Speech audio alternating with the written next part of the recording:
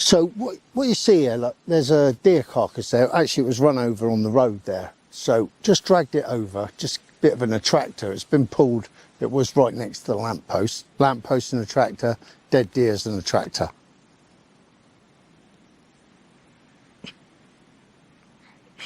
Now, I did have a trail cam set up on this, but for those of you that haven't got a trail cam, just using that system there, put a little bit scattered around it, the bulk of it underneath the flints. Obviously, it's not going to be a corvid or anything like that, or a buzzard. It's going to be a fox. He's going to scatter it, and you know, you've got your clear sign that your fox is taking your bait. So it's a system I've used for quite a few years now. Just some cat food underneath a flint or a pigeon or a rabbit, just buried nice and high. And like I said, I did have a cam. We've got a couple of clips of it. I don't know if Emily will show you that, but yeah, I know there's a fox here. I have actually shot one here in this field, but we've got just over the road there, friends of mine, their chickens all got killed. Literally 2 fields that way, we've got the lambs are going to be born in about 2 weeks. It's our pheasant shoot as well, which is, I know it's not this time of year, but the pen's back in the wood. So it's an area where I don't want loads of cubs. Once this becomes, this spring barley, once it gets up and away, I won't be able to do nothing about the foxes here. So I want to control as many as I can in this area. I know there's still a couple more here. And so that's why we're here tonight. We're going to try and add to the one I've already had. And I'm sure there's a couple. If we get one early, we might even set it out. But we'll see how the evening goes and how tired Emily is.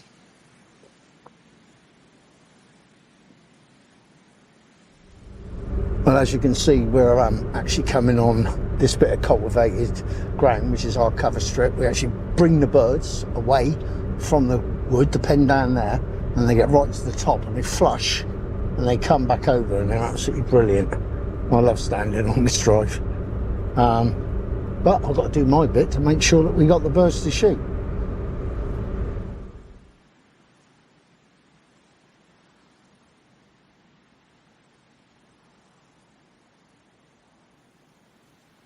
And let's just do the kit a little bit. So this is the Eye E3 Max. Look at this for a handy little bit of kit for a spotter. That's turning it on and off. But of course, you know, I've got a dated spotter what I use. But with this, every hair, because the clarity in it's so bright, every hair looks like a bloody fox. So, but you do get used to it. But it's just a tip, really. You know, when you get any new kit, you've got to use it.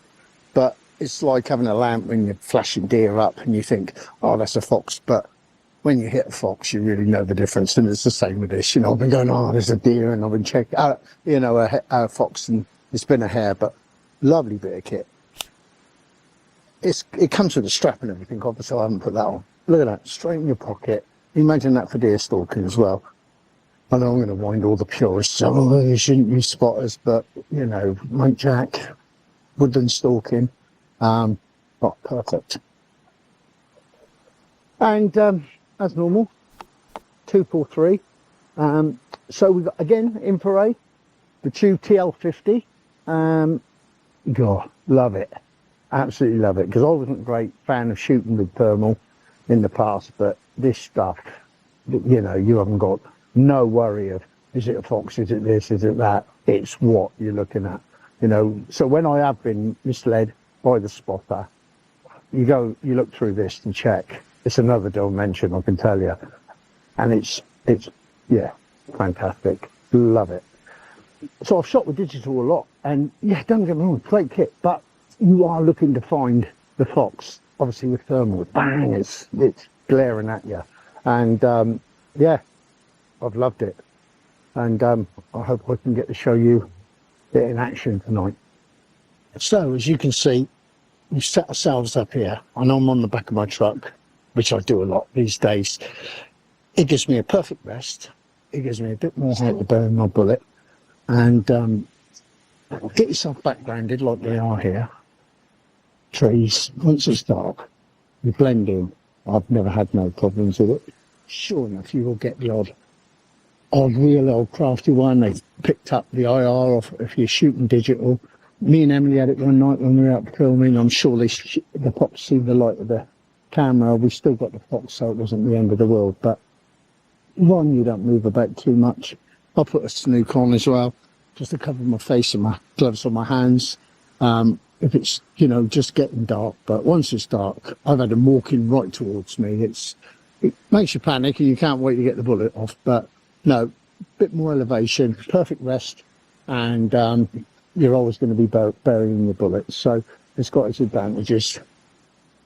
Like I said, we're shooting 243 tonight with the TL50 thermal scope on top. It's a cracking combination. I've already had one with it. We weren't filming that night, but yeah, see how we get on tonight. So what do I enjoy about doing this? Well, this time of year I love it the best. I miss my woodland stalking because all the bluebells are out and might have a springtime's a fantastic time. Very important to get our foxes shot as well, isn't it? So the other night I was sat here. Obviously you can only film what we see tonight, but a really good mature roebuck come belting behind a young 4-pointer, chased it right up into here.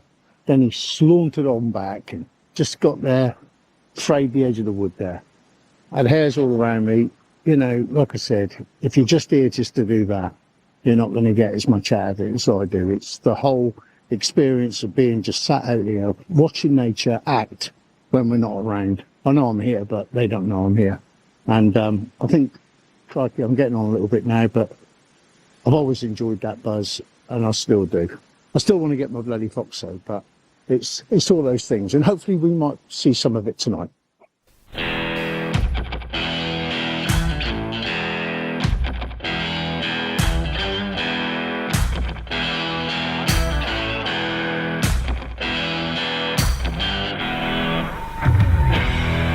Go, and there it is. That's that little buck that big one was chasing. It's a nice young head, probably only 2, but well up above its ears, nice and high, quite thin. Yeah, nice, but it's a nice big buck. That's probably why he's up there in that hedgerow. He's not going to go in there no more. Good to see. What's it? It's on here. Yes, it's 5 to 8.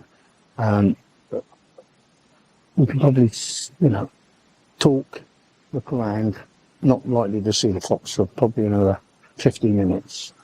We will start getting a bit quiet in about 20 minutes time, but there's the beauty of it. We're here nice and early, enjoying that. Good. Set up a good evening.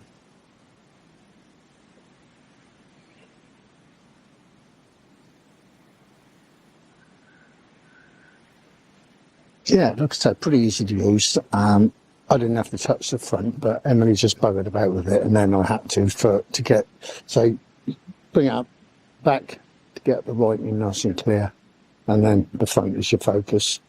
You wouldn't think people's eyes were any different. I know that one to that one is on me, but I'm a bit unique. But no, just the view. Them deer are just spooked. I don't know what that is.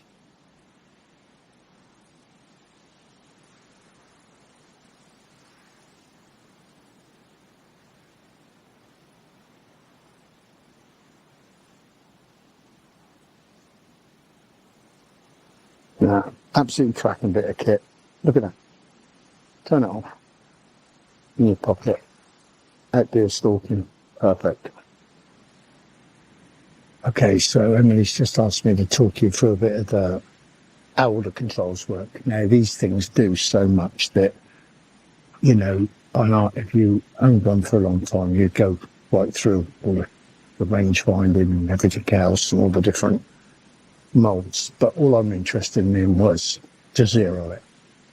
So quickly looked up on the internet. I have used a few different scopes now, but same again with this. Just a long pause, get the menu up, you just turn the button, take it down to 0.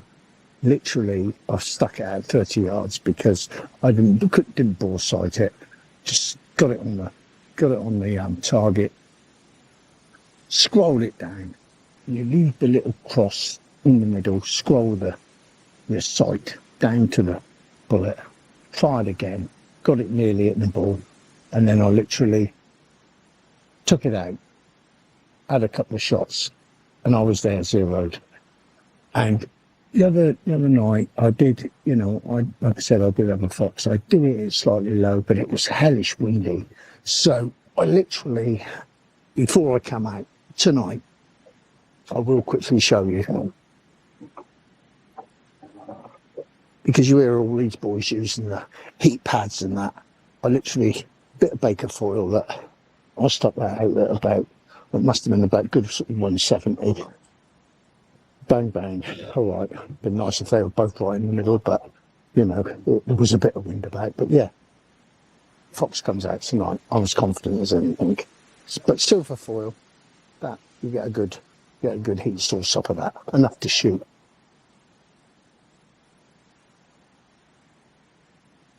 But even, like I said, someone like me who doesn't like to read all the instructions, it was easy, because if they're hard, they depress me.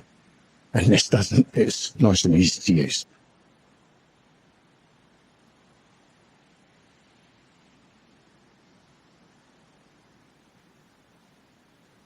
What do you think?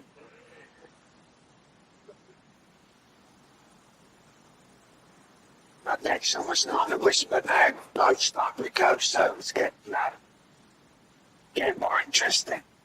One thing I do want to say about this kit, easy to charge, get 8 hours battery life with this little fella. Had 10 again on the scope, so no matter how long you're going out hunting, you're never going to use that up. So I can actually sit with that on. This, I keep turning it off, but I could actually just sit with it on permanently. A great addition to it. Now again, my older stuff used to eat the batteries like it was going out of fashion, you know, this stuff, brilliant. But no, I'm going to start talking a bit less now, because like it's going, and I don't expect to shoot it before dark, but you just never know when it's done, so that's just nice.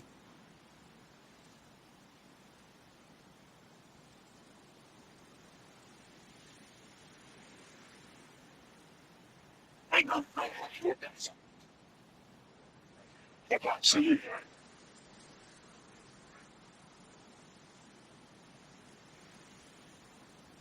Yeah, I know. Oh, it looks foxy. It looks foxy. Oh, I'm not sure.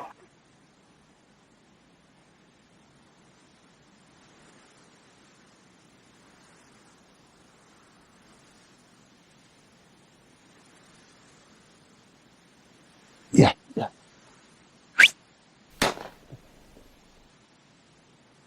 Got it. I tell you what, I didn't press the record button, but you got it on the spotter, didn't you? I was pressed every bloody button on there except for the record button. It all happened so fast then. Oh, I'm a tit.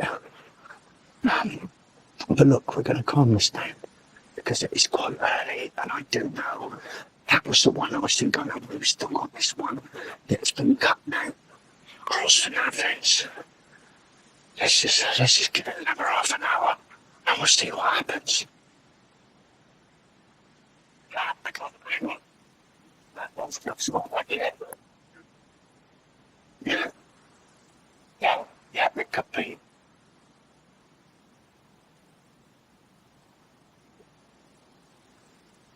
Nah, it's a bloody muntjac. Oh, I tell you what, yeah, well, I did it, you know. There's part of me thought it's just not quite going right, but it's just the right size ears, you know. But yeah, it's a bloody muntjac. It just shows you can't just shoot. You just can't shoot. You must get body identification properly. Otherwise, there you go. You end up with long quarry. And that ain't what it's all about. Oh, well, there you go. We've had a couple of things tonight. Yeah, bloody hairs.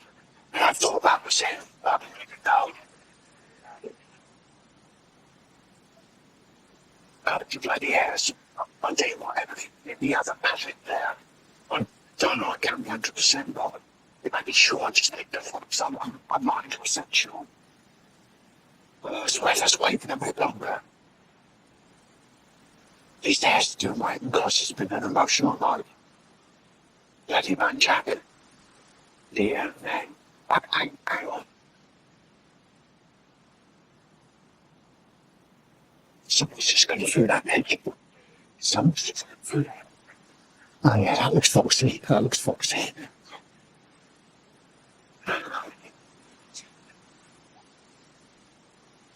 Yes, it is. Yes. Yeah. Yes, it's coming. It's coming. It's coming. So yeah, I'll see another one. It's turning. They say it there, I don't think it's going to come. Yeah. Bloody hell, got it. Oh, well, that was worth the bloody wait, wasn't it? Oh, well, I'm sorry, but bloody hell, yeah. I thought there was two out here. It's just been such a perfect evening. It's been highly charged. I mean, we've been, between the pair of us, every bloody hell we've seen. And we've had deer come out of the woods. We had a muntjac earlier. Then we had the fox. It was in the wood. It wouldn't come out. And then we all of a sudden picked it up and we shot that down there. And then I thought I'd seen a fox over in that other paddock, which when I was sat right up there, I did see. Like I said, I did shoot one that, but I thought I'd seen another two. You wonder if one of the ones you got, but look, it's one only night, you know, when Emily comes up. So I've been sat out in the wind, a bloody rain. Tonight it's been beautiful. We've seen deer, we've seen hares, and we've got two foxes in a really important place. No wonder everybody's chickens have been getting whacked in it. And with their lambs being born literally 2 fields away, they would have 100% been on them. It's a bit late for a school night. I did promise Shell I'd be home a bit earlier, but you sort of get in the zone, don't you? And I've got to take that out of Emily's Unstoppable. So, shooting in country TV. We love it if you can subscribe. It really helps with the channel. Lot of effort goes into delivering these videos for you. I write in the Sport and Shooter as well. You'll see blogs in. We're using the Infiray tonight, like an idiot. You've got one kill shot with the rifle. You've got one kill shot with the spotter because I was pressing every bloody button except for the record button. But it all happened a bit quick. And then the bugger started going. I whistled him, stopped him, and the rest is history. But we've got two foxes and it's not stubble fields, which means we've got a walk for the buggers. So we're going to pick them up. We'll have a little look at what we got. And I'll catch you in a minute. Okay, well, there you go. Cracking dog. He is a big old lad and a vixen. So brilliant. Both dead as doornails. It's been a fantastic night. I know I don't do too many videos. That's my choice as well because I'm a busy bloke. I do write every month, but yeah, I do enjoy doing these videos and I hope you enjoy watching them. Like I said, the Infiray I've used tonight, been absolutely brilliant again. Got my heart fluttering a little bit, but there you go, two foxes. I buggered up one of the didn't press the record button, but Emily's got it on the thermal spotter, and there you are. I think we better take these up a bit further away, get them out of sight, and the farmer's going to be really pleased with me. But that's what I do, and I love doing it. We've had a great night. I always love Emily's company, so I'll see you on my next video.